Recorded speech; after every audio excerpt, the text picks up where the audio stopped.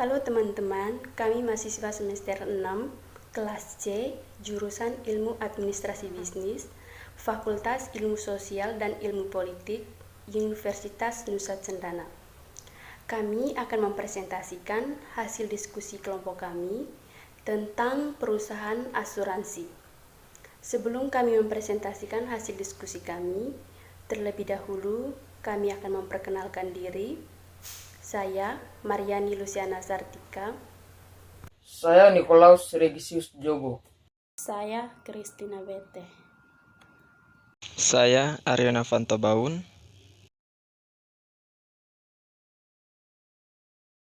Oke, baik, yang pertama sejarah asuransi. Sejarah asuransi. Sejarah asuransi juga kuat dimulai dari Yunani pada tahun 365 sampai 323 sebelum Masehi, pada masa pemerintahan Raja Alexander yang Agung. Raja memiliki seorang menteri keuangan yang bernama Antimetes. Dan pada waktu itu terjadi krisis keuangan yang cukup parah di negara tersebut. Krisis keuangan tersebut membuat pemerintah yang dipimpin Raja Alexander yang Agung memerlukan uang yang sangat banyak untuk membiayai dan menyelenggarakan pemerintahan. Untuk menyelesaikan masalah tersebut, Antimetes mempunyai suatu gagasan untuk membuat perjanjian kepada pemilik budak untuk bekerja sama dengan tujuan mendatangkan dana serupa pajak. Sejarah asuransi di Indonesia datang bersamaan dengan kedatangan Belanda pada waktu itu untuk melakukan perdagangan karena pada akhirnya Belanda menguasai Indonesia. Dan dampak dari perjanjian Belanda tersebut adalah diterapkan KUHD tersebut membuat praktik asuransi menjadi melembaga dan berkembang di Indonesia sampai saat ini, meskipun Indonesia bukan lagi penjajahan Belanda. Yang kedua, definisi asuransi. Profesor Meher dan Kamak memberikan definisi asuransi sebagai suatu alat untuk mengurangi risiko keuangan dengan cara mengumpulkan unit-unit eksposur dalam sejumlah yang memadai untuk membuat agar kerugian individu dapat diperkirakan. Kemudian kerugian yang dapat diramalkan itu dipikir oleh mereka yang tergabung dalam Kamik 1981. Sementara itu, Profesor Mark R. Grant mengartikan asuransi sebagai suatu lembaga ekonomi yang bertujuan mengurangi risiko dalam jalan mengombinasikan dalam suatu pengelolaan sejumlah objek yang cukup besar jumlahnya, sehingga kerugian tersebut secara menyeluruh dapat diramalkan dalam batas-batas tertentu. Arthur William Jr. dan Richard M. Hayes mendefinisikan asuransi berdasarkan dua sudut pandang, yaitu yang pertama, asuransi adalah suatu pengaman terhadap kerugian finansial yang dilakukan oleh seorang penanggung. Yang kedua, asuransi adalah suatu persetujuan dengan nama dua atau lebih orang atau badan pengumpulan dana untuk menanggulangi kerugian finansial. Berdasarkan definisi-definisi di atas, maka dapat ditarik benang merah bahwa asuransi adalah suatu alat untuk mengurangi risiko yang melekat pada perekonomian dengan cara menggabungkan sejumlah unit-unit yang terkena risiko yang sama atau hampir sama dalam jumlah yang cukup besar agar kemungkinan kerugian dapat diramalkan, dan bila kerugian yang diramalkan terjadi akan dibagi secara proporsional oleh semua pihak dalam gabungan itu. Yang berikut, asas dalam asuransi. Asas yang pertama yaitu asas konsensual. Asas konsensual terkandung dalam pasal 1320 ayat 1 KUH Perdata yang berisi syarat terjadi persetujuan yang sah. Yang kedua, asas kebebasan berkontrak.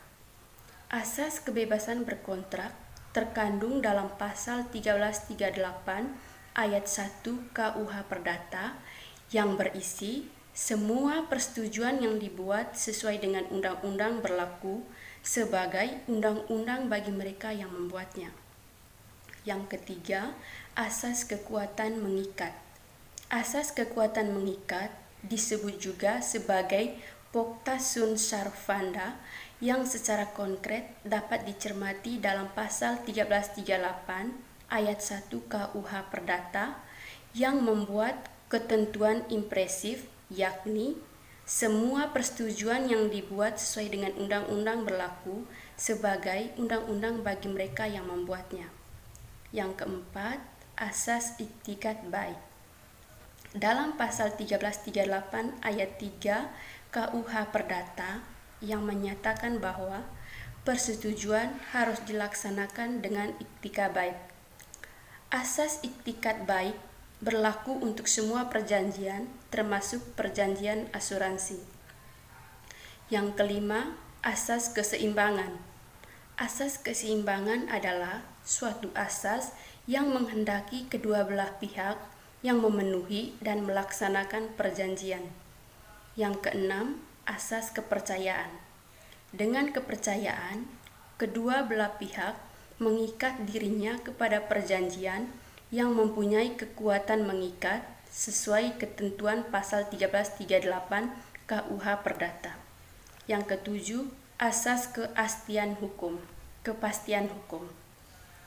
Dalam asas persamaan hukum dapat dijelaskan bahwa kedudukan dari para pihak atau subjek hukum mempunyai hak dan kewajiban yang sama atau seimbang dan tidak dibeda-bedakan satu sama lain.